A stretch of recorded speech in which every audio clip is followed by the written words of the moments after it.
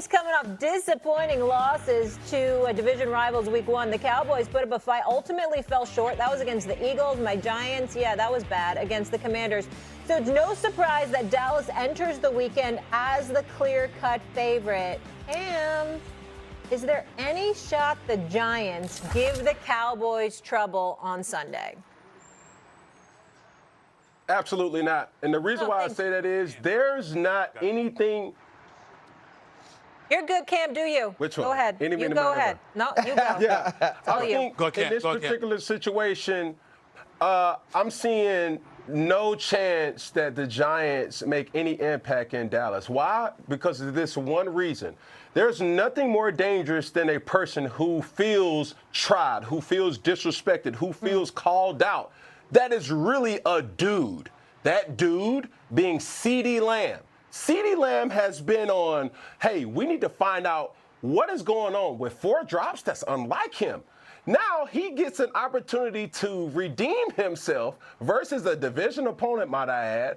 And that is scary if I'm your G-man, Molly. Another thing, too, that needs to be mentioned, I do not think that Russell Wilson is very comfortable in that position as a starting quarterback for the New York Giants. And do I think Russell Wilson still has a lot of talent left? Yes, but I don't think his situation is conducive to being patient for him to showcase that talent. I think this may be the game that we get a glimpse or start hearing even more whispers or now yells of Jackson Dart. Yeah, I mean, I think the thing that's tough is when you watch the Giants film from week one, it's tough to watch, right? When you look at Russell Wilson in the pocket, missing easy throws to RPOs, Malik Neighbors absolutely dominating defensive backs in every position in the route tree, whether it was go balls, intermediate, short, and not being able to get the football where he could get yards after the catch, something he's one of the best in all the NFL in, that's an issue.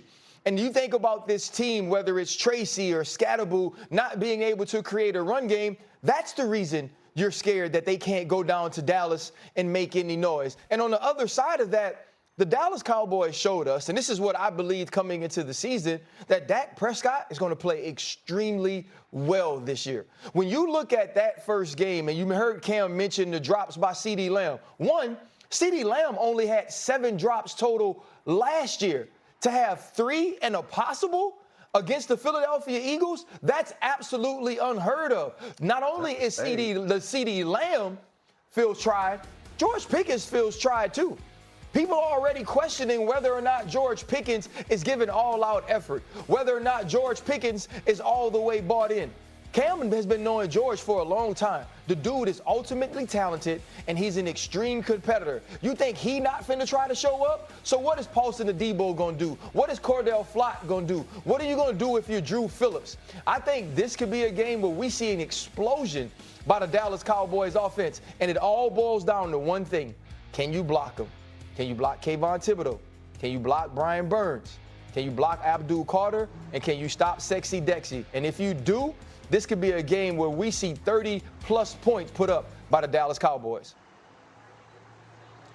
Well, first of all, let's not act like it's breaking news that Dak Prescott may show up and play well. It's the regular season. That's when he does it. He's 30-plus games over 500 as a starting quarterback for the Dallas Cowboys during the regular season. So it's no surprise that he's going to play well during the regular season. Let's not change the narrative about him. The issue with him is come postseason.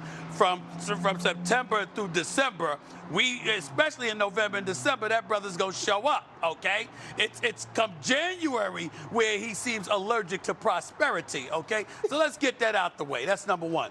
Number two, we've been talking about the Giants' defense. Let's understand that we anticipate they'll show up. We just expect their offense to be so putrid that ultimately the defense will lose due to exhaustion because the offense can't generate anything. And that's where the real problem lies for them. In terms of George Pickens and him being temperamental, I mean, is that breaking news? That's the problem. The Steelers didn't mind him going away because of his talent. They know that brother can ball. The question is him being temperamental and approaching the contract year. What kind of distraction is he going to be? If anything, look at what things y'all highlighted. Not hustling, not doing, not blocking, opposing cornerback, safeties, etc. Not doing his part to protect his teammates just because he's not getting the ball. They can gloss over that all they want to. It's still going to be a problem unless Dak Prescott figures that out, how to fix it. Whether he does that or not, I don't know whether he will. I know he'll try, but it's not like the Giants are some legit litmus test. They can't score effectively. That's their problem. And no matter how good their defense is, it's going to ultimately wear down, and that means Dallas is going to have their way eventually as the game progresses because they don't have to worry about an opposing offense at all, and that's going to frustrate and exhaust the Giants' defense. That's what we're talking about. Stephen A., is Brad Pitt and Damson Idris out there driving F1 in Vegas? Did somebody just wreck it to the wall and they got to go get him and save him? Why is it so loud? They drag racing out here in the morning, bro. In the morning, they drag racing out here. I'm serious. Listen, what happens in Vegas stays in Vegas. What you want me to do? Not really. I can't I'm control that. right now. On morning television. Right now, what happens in Vegas is on First Take. Yeah, exactly. Like, that's what's going on. Thank you for the local flavor, I will Stephen say A. this, Stephen A. Every time we bring up the Dallas Cowboys, do you know what I hear? Hate, hate, hate. It's like every time you're in the skit for the International Players Haters Ball when we talk about the Dallas Cowboys. Listen, whether or not Dak Prescott shows up in January doesn't matter. We're talking about if he's going to show up against the New York Giants, and I believe that he is. And we also got to think about now this moves this team to 1-1 if they win this game. You know who else is 1-1? The Washington Commanders. And so when we were sitting at the beginning of this season saying, yeah, the Dallas Cowboys going to finish third in the East no matter what, they now got a chance to fight. And so I think that this game is important for both of these teams. And for Russell Wilson, this could be the last game starting. So he does need to play well. Cam? So the thing about Dallas, if anybody has been overly critical about the Dallas Cowboys, it has been moi. And that's not a kiss. That is me trying to add a little sauce and flavor to the word me. Now, what I would say to this is that Thank you. last week, we really saw a Dallas Cowboys team perform over than expected. And this is the thing, too. We are all still waiting to see, and everybody's waiting to crown who really won in this Micah Parsons trade. Because last week we was expecting a domination,